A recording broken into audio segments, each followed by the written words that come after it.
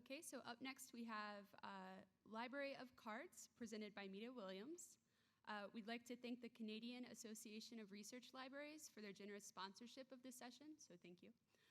Mita Williams is temporarily the Clinical Medicine Librarian of the Windsor program of Western University's Schulich School of Medicine and Dentistry. She is also the lead of Open Data Windsor Essex and is a Director of Hackforge, a community-driven hackerspace in Windsor, Ontario. So let's give her a warm welcome.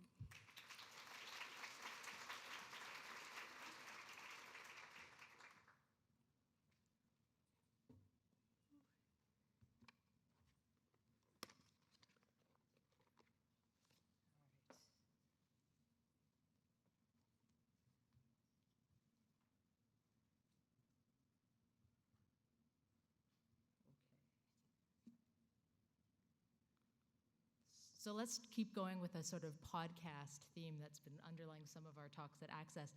I want a show of hands. How many people have heard of or heard an episode of 99% Invisible? Yay! Okay, so for the people who can't see the audience, 15%, 20% know about it. For the rest, the 80%, let me introduce you to a highly recommended podcast. 99% Invisible is a weekly podcast. It's dedicated to design and architecture and the 99% of invisible activity that shapes our experiences in the world.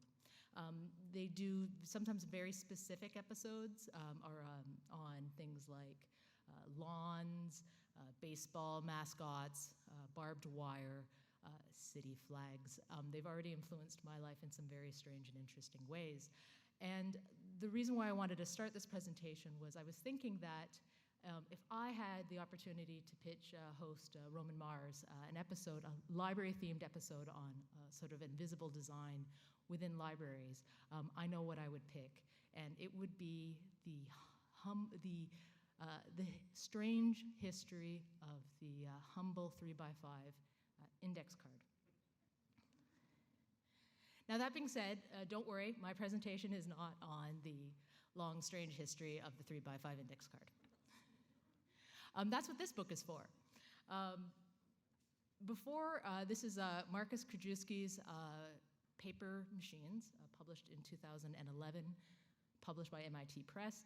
And before I had read this book, I was proud of the fact that I thought I knew that the origins of the index card was from Melville Dewey, who invented it, and who commercialized it with his sort of extraordinary side business of the Library Bureau.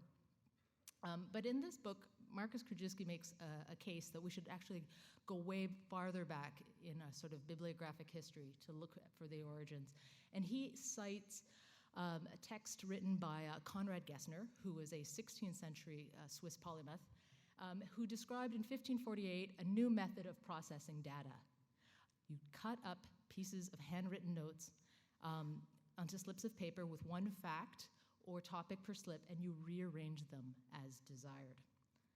Sometimes you could actually cut up the slips of the book itself, and then you don't even have to copy anything. Now, according to Krajewski, this technique, when this technique goes from provisional to permanent, when the slips that describe the contents of a library are fixed in a book, an unintended yet consequential turn takes place. It gives rise to the first library catalog in library history in Vienna in 1780. Now, most library histories that I had read until that point don't go that far back. They start sort of the history of the library card catalog a little further in time, into 1789 to be precise, right during the French Revolution. And in fact, the actions of the French Revolution give rise to the first library catalog. What had happened was that the French revolutionaries confiscated all church property within the nation, and in doing so, came to possess numerous libraries of substantial church holdings. And so the revolutionary government wanted to find out what they now owned. And in order to do a sort of proper survey, what they did was they created essentially a guideline of how to inventory all of these new books, and that was known as the Library Cataloging Code of 1791. So the code instructed that first, all books were to be numbered.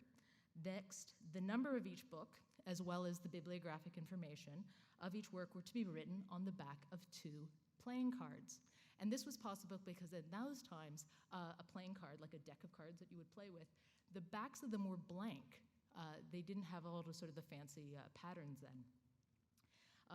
So you would create 2 sets of cards, and then you would put them into respectively alphabetical order, and you would fasten them, and one deck of cards would go to Paris, and the other would remain in the library. And what I really love this screen, these are 2 entries, essentially, for the same book.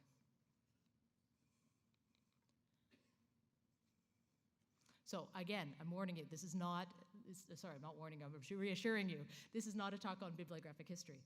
The whole point of why I want to go back to Gessner is really just to set up the context for an idea. And according to Krajewski, Gessner, let me explain why Gessner was like cutting up all those slips in the first place. He was making a bibliography. The Bibliotheca Universalis, it consists of over the works of 3,000 authors, about 10,000 texts, describing the form and the content, textual excerpts. And as such, Conrad Gessner is considered the founder, the first modern bibliographer. And I think it's wonderful that you can actually look through this work right now on the Internet Archive. Now, there was a second purpose to the Bibliotheca Universalis. Gessner says that the book provides instructions to scholars on how to properly organize their own studies through the process of creating slips. And Krajewski says that at that time, it was a common practice among scholars to keep track of quotations and thoughts that they were really interested in, keep them into slips and put them into what's known as scholars' boxes. And whenever the time came that they needed to deliver a sermon or a lecture or write a work, they would go to their boxes, they would sift through them, find the texts that they would like, bring them out, and then they would temporarily affix them into these hybrid books. And you can see one pictured here.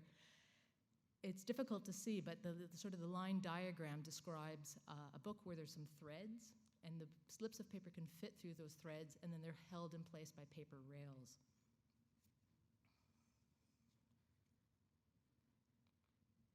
Then, until the Romantics came around to make everyone feel bad about taking inspiration from other people, this was, I guess, evidently a fairly common practice for scholars to make use of what's known as scholars' boxes. Gottfried Leibniz, one of the co-fathers of calculus, he went as far as to have something called an excerpt cabinet to store and organize the quotations from his own works. I'm going to just read the sort of heading, the text underneath this sort of figure. This was from a very interesting book called Book to the Future. Leibniz's method of the scholar's box combines a classification system with a permanent storage facility, the cabinet. So in a way, this is similar to the use of Zotero or citation management system, other citation management systems, but instead uses loose sheets of paper on hooks. The strips are hung on poles or placed into hybrid books. And really that's the one point I wanted to make. I wanted to start off with our brief history to remind us that there is a common ancestor to the library catalog and the scholar's bibliography, and that is the index card.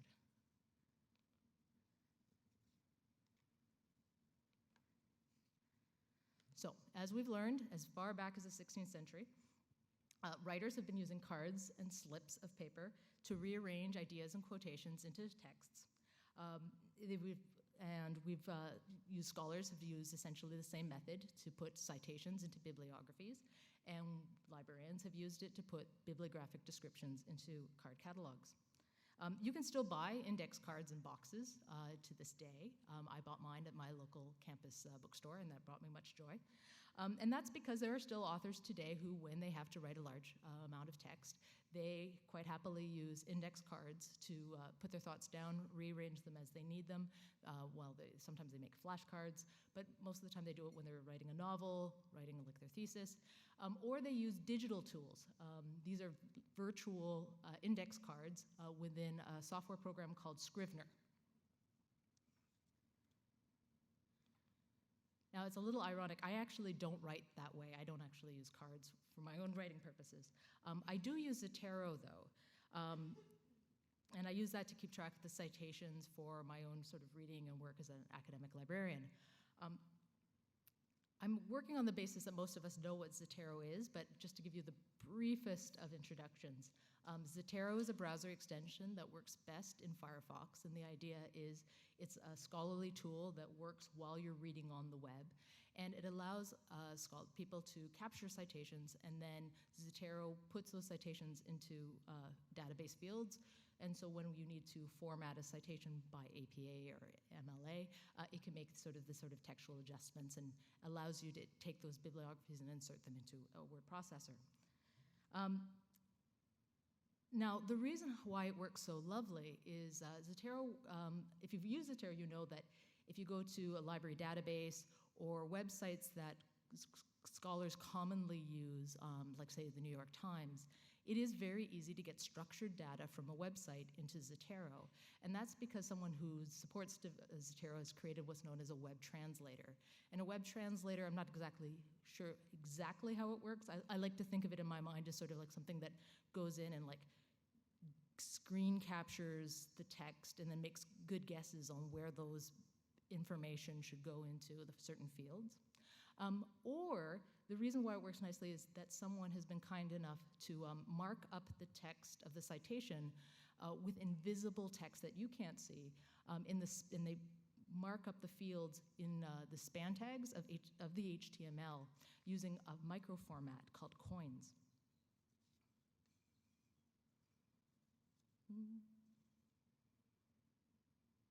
Oh, also, just a quick note, you can also share your libraries on Zotero.org, and you can also embed, Zotero has a very powerful API.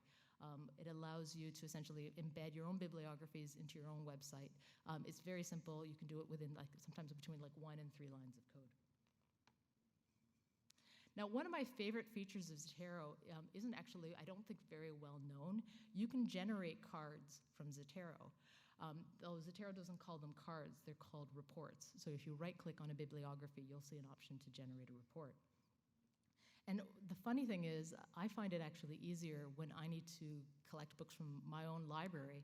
It's easier for me to go to a bibliography in my own database, right-click it, print out the reports, than using essentially my expensive ILS system.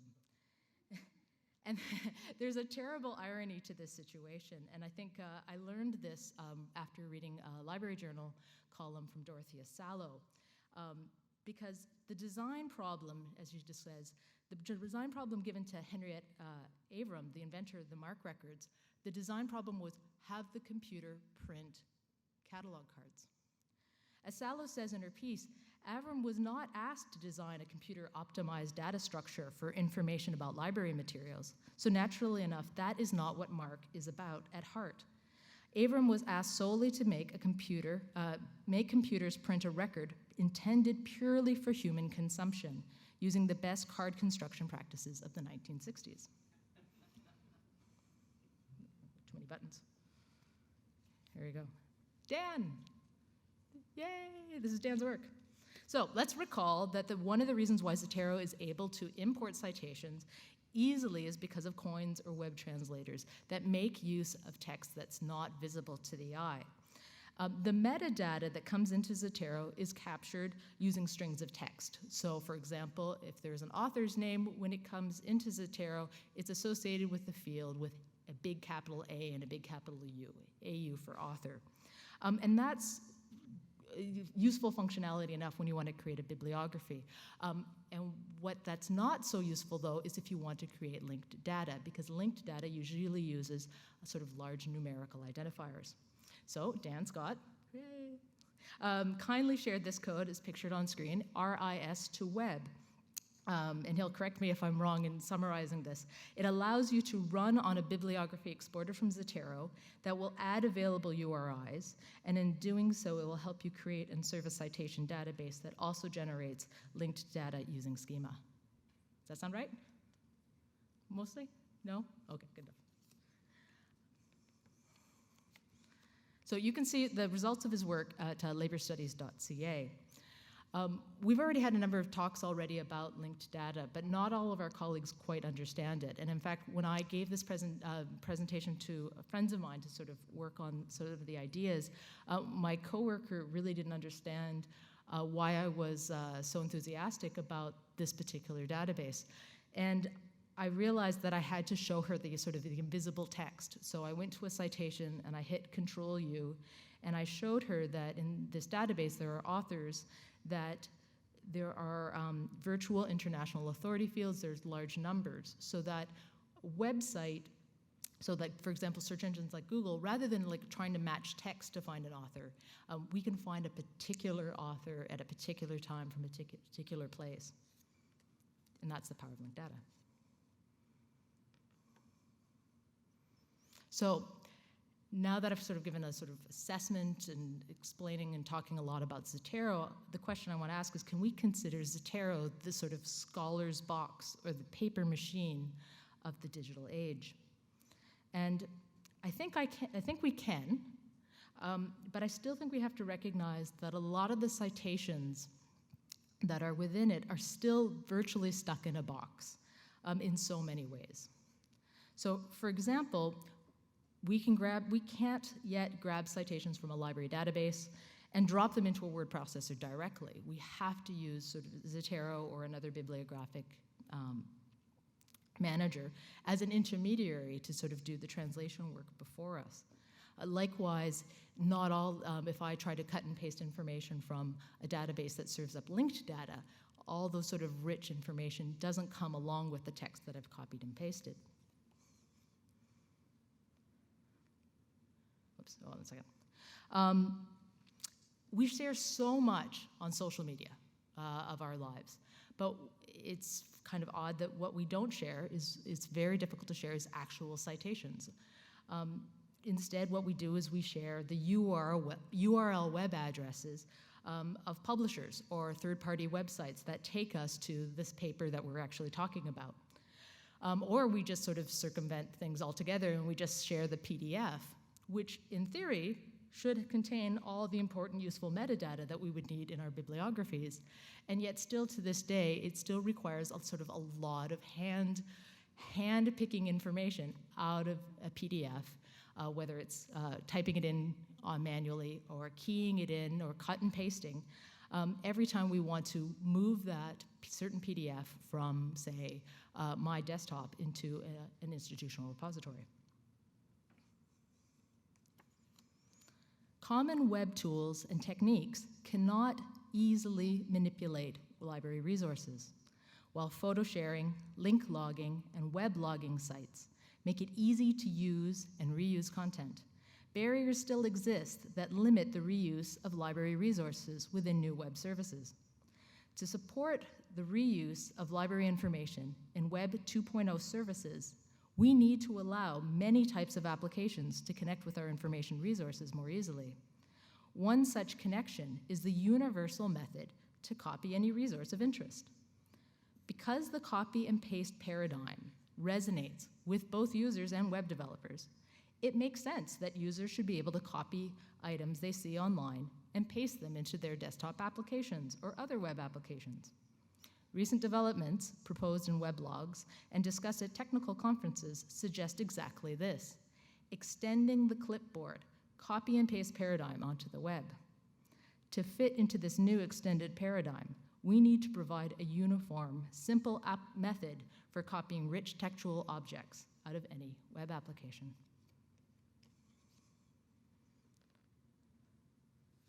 So those aren't my words. This is from a paper written by Daniel Todnoff, Peter Binkley, who I believe is here, Jeremy Frumpkin, Michael J. Gario, Mike Rylander, Rossinger, and Ed Summers. And this paper, I should stress, was written in 2006. This paper is called Introducing Un-API. They were trying to suggest a new paradigm that would allow us to easily share rich text between applications. And they do go into some detail exactly sort of outlining the technical reasons why it is still, at that time, a challenge. And unfortunately, it is still very much a challenge. So for my third part of my talk, what I'm going to do is I'm going to suggest another possible paradigm. it's a hint. It has something to do with cards.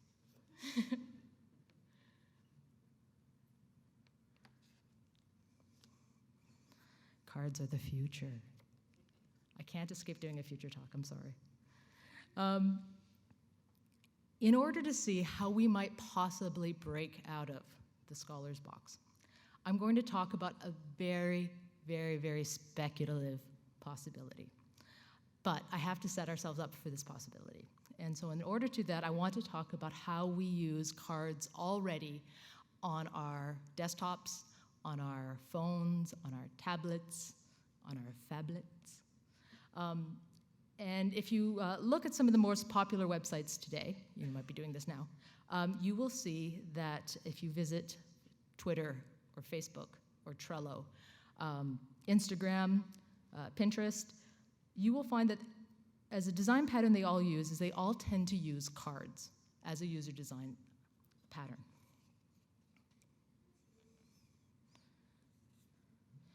And the rise of the sort of the card as design pattern seems to have come actually dovetailed quite nicely with the sort of popularity of the smartphone. And that's largely because a single card fits very nicely on a small, narrow mobile device.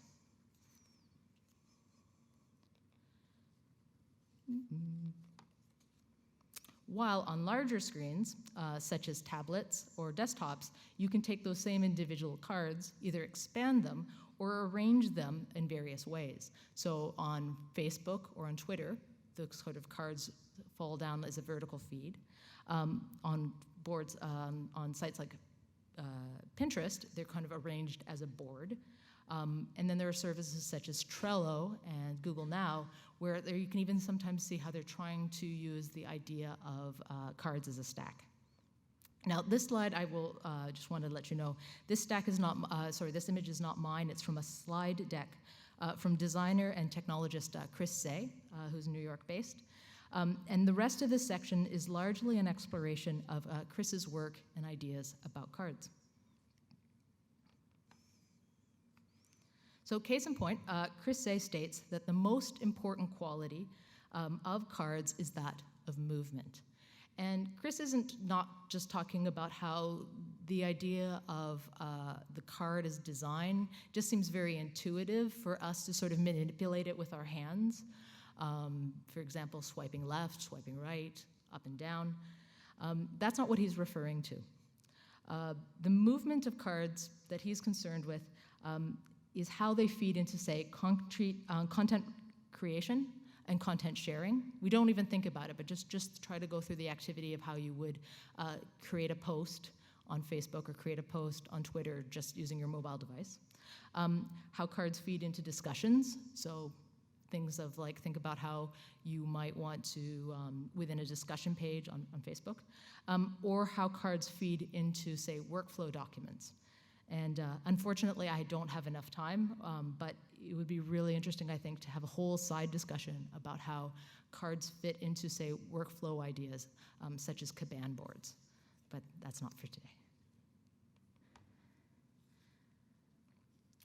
So we sometimes forget that we think that social media is just pieces of us, but it's not. Social media is collectively, is just massive amounts of individuals sharing objects.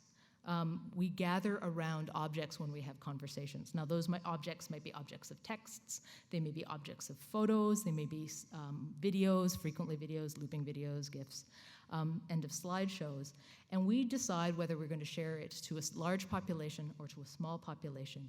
And what's fascinating to me is that now that I look for it, I always see them all surrounded through cards. Now, it's important to realize, I think, that it's not that the cards on the web is just a design. It's not just everything is surrounded by a box with white space. If you're familiar with Twitter, you'll know that you'll start seeing cards, and if you follow the Access YYZ, you will see that you're able to embed SoundCloud clips right into a Twitter card that you can play within Twitter. Likewise, I have seen Google slideshow presentations that you can flip through the slides while you're in the card. You don't actually have to leave that device. There are also Twitter ads that will allow you to do a third-party download right into your system. So when marketing people say Twitter is a platform, it's not entirely just marketing gobbledygook. There is something to be said, I think, for that sort of understanding that this is a new form of platform. When Chris says that cards are more than glorified widgets. So how many people remember what a widget is? Yes, okay, so you're old like me. Sorry. But when done right, a card looks like responsive web content. It works like a focused mobile app, and it feels like a saved file that you can use and reuse. And Chris suggests that as cards become more interactive, they are going to go more from just being little concentrated bits of content, and they're going to feel a little bit more like mini apps that can be embedded and can capture and manipulate data, and even to a point of processing transactions.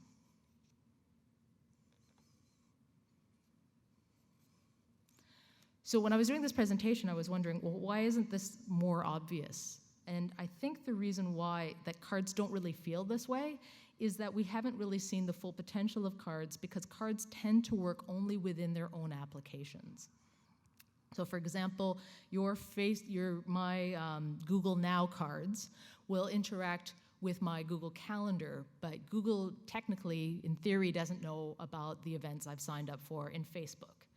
There's no interaction between Twitter and my iOS or an Apple iOS. Everything is sort of very siloed. I'm going to give you an example. These are screenshots from actually just before the redesign of Google Now, because there's more and more integration at the iOS level for these sort of notifications, pre-notifications in cards. I think Dan mentioned before, this is sort of the this idea of a service, app as a service, where they're going to feed you information necessarily, a new type of notification, pre-notifications almost. And Google and Apple are working in new ways to integrate new services right directly into the iOS. So for example, in Google Now, you'll see that I have a notice that it's 2 days to my trip to Toronto. And I'm not exactly sure whether Google knew that because I put it in my calendar or it reads my email. It's also doing other things. It now feeds me story ideas that it thinks I'm going to be interested in. Sometimes it's based on searches I've done, and sometimes, and I think this is particularly interesting, I use an app called Feedly, an RSS feeder, and based on what I've subscribed to and what other people have read and found interesting, Google is now starting to essentially say, hey, by the way, did you catch this story? You can imagine what they had done if they had kept Google Reader. Shakes tiny fist. So, yes, it's a problem. It's a problem, obviously, from a sort of privacy point of view. It's also a problem because it's Google who's building this platform and deciding from whom, what services I can choose for this notifications. Likewise with Twitter, Twitter has, you can get these sort of very fancy cards where you have all the sort of embedded functionality, but it's Twitter who's deciding which partners it's going to allow the sort of additional functionality to happen on Twitter. The phrase that is commonly used to describe apps is a walled garden, and so I just, for the next short bit, I understand that most people here at Access might understand, but just want to spend a little time just to make sure that we remember that there is a sort of massive split that's happening in the world of the online world, and that is between the open web and sort of the app walled garden. And I love the phrase app garden because apps are definitely a place where it is more beautiful, it's more cultivated, and perhaps it's even safer. But it is a place that is cut off from the open web, and there are people who are at the gate. This is not a trivial problem, sort of the decline of the open web and the rise of the App Store. Because if you want to get your app onto, for example, an iPhone, you have to submit it to the App Store. They the people at Apple get to review, say, the content of your app to see whether it's wanting or not wanting. And we shouldn't forget that Apple takes a 30% cut of what your app sells. So content within apps do curtail various forms of free and freedom. So to bridge the split between the open web and the walled app garden, Chris Say founded Cardstack.io. And the mission of Cardstack is to build a card ecosystem based on open web technologies and open source ethos that fights back against locked-in. Cardstack lets you embed HTML5 cards in your application. They wrap single-page applications as a reusable card that you can embed in native apps or other web apps. According to Chris, Cardstack.io HTML5 cards will be able to move between apps, between devices, between users, between services.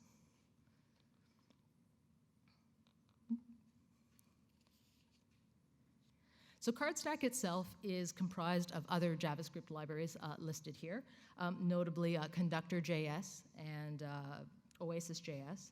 And I really can't speak any more to these sort of JavaScript libraries other than to sort of repeat the claims of the people of Cardstack, in that these combined libraries integrate and form a solution that makes it a much more sort of secure platforms than, say, the iframes or of the widgets past.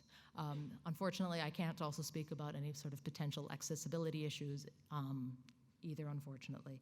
And that's because, if you may notice in the top left-hand corner, there's a coming soon statement. So Cardstack.io is still in beta, and the SDKs, which are the sort of the software suites where people can develop Android or Apple iOS apps, they're still being developed.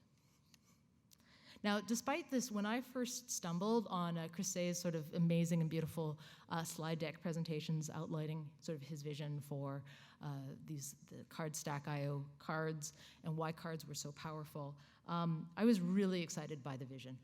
And that being said, as in spite of me being really excited, I had that same sort of feeling of sort of crushing reality, like moments later, like, you know, yeah, it would be really great to have HTML5 cards open movement between siloed systems that could move between mobile and desktop environments. But, you know, really, you know, isn't it all too late? And then I thought for a while and thought, you know, that's something I think we need to collectively ask ourselves when we are faced with the sort of division between the open web and the apt garden is, do we really think in our hearts that it's all just too late?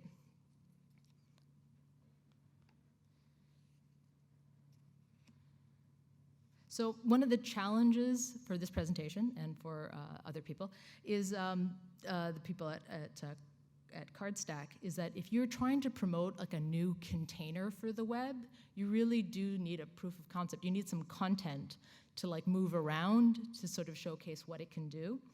And so I was, for me, myself, I was really also looking for a proof of concept to understand and better understand what sort of the Cardstack could do. And when I checked in later on, when I started developing this presentation, I noticed that Chris had said on his sort of Twitter bio that he was now the CTO of a new platform. And he confirmed to me that this new platform makes use of Cardstack as part of one of the components. And this new platform actually has an amazing sort of origin story. It comes from the art world. More specifically, it comes from Rhizome's 7-on-7 conference that happens annually. I think Aaron Schwartz was even one of the participants some years ago. 7-on-7 pairs 7 visual artists with 7 technologists for a one-day hack jam. And in 2004, artists pictured here, Kevin McCoy was paired up with a technologist and Neil Dash.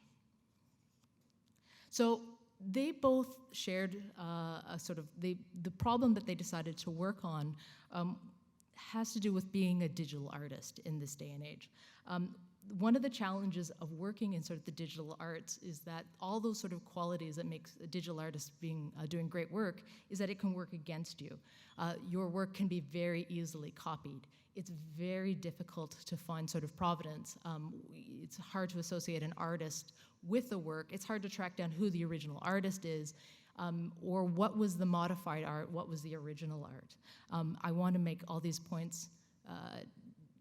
This is not necessarily a problem also just for digital artists, so just keep that in mind. Yeah, works can be copied and manipulated, and it's hard to sell something. If you're in the work of art? How do you sell an original when you can make copies so easily?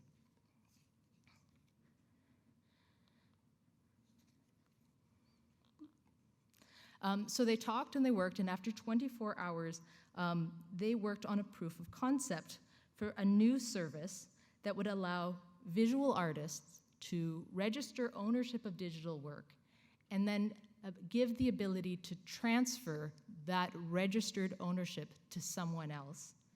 And it uses blockchain technology, which is the same technology that's used in Bitcoin. Which I think is just, I'm going to pause for a moment, I just think that's extraordinary. And it's 1 year later that this idea has actually grown now into a real platform. It's in private beta, and it's set to be released to the public this month, and sadly, it's not ready yet.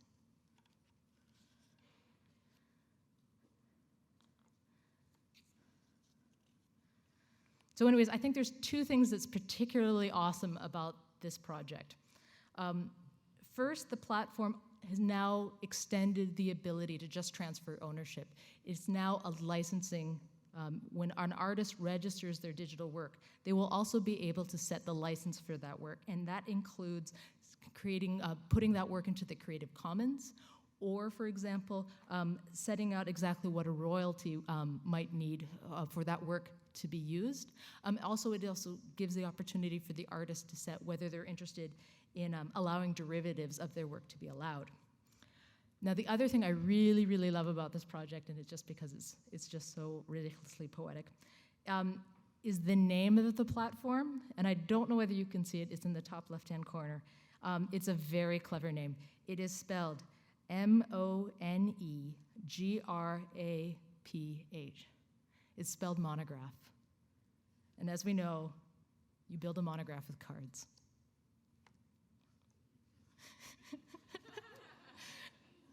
I was so pleased with myself when I wrote that. So as I've been in this talk, I'm going to try to bring these sort of admittedly disparate ideas together. Really what I want to do is I just want to remind us that the library and the bibliography are connected. And one way that they're connected is they're connected by the card.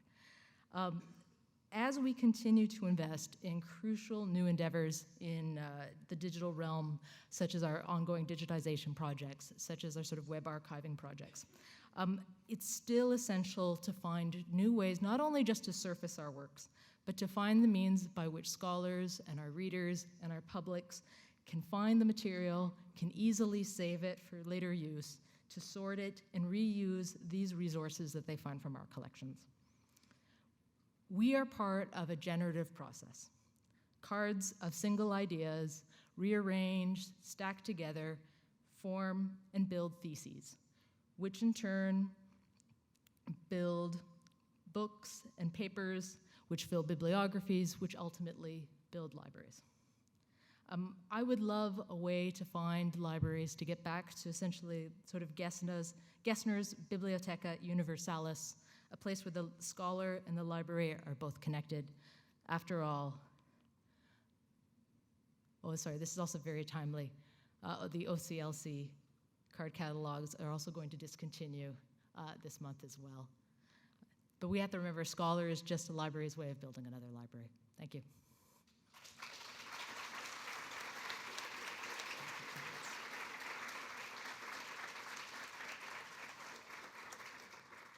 Cards are also very messy.